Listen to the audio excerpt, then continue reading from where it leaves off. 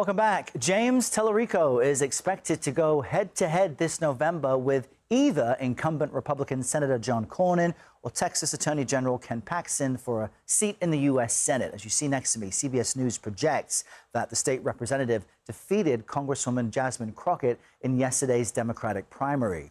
Cornyn and Paxton are projected to advance to a runoff in May after neither cleared 50% of the vote in the GOP primary. CBS News correspondent Nidia Cavazos joins us from Dallas with more on all of this. Nidia, good morning. Tell us more about these widely watched Senate primaries, and I'm wondering if these were the expected outcomes.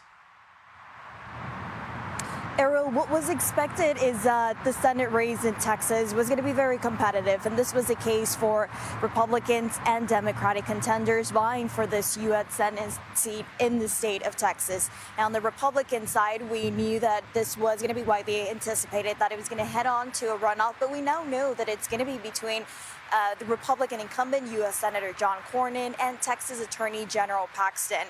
Now, this means that they will endure almost 2.5 more months of a brutal campaigning season. We know that it's going to get very bitter here, and then millions of dollars are going to be expected, as one of them is trying to be the Republican candidate who is going to end up facing James Talarico, as he did win the Democratic primary last night.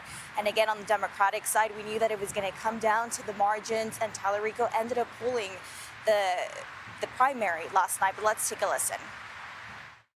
I can tell you now that people have been disenfranchised.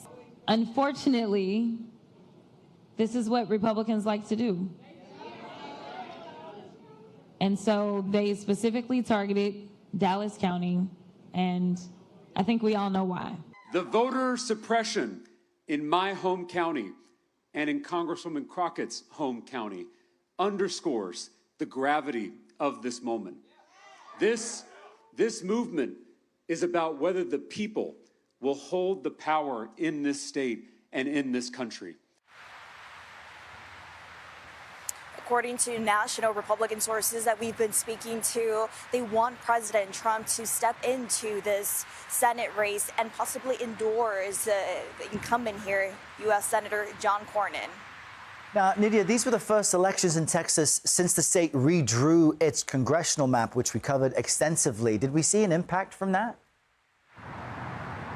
We're going to be getting a full picture of the impact of redistricting after November's general election to see if this truly did work out in favor of Republicans and in favor of President Trump, as this was intended.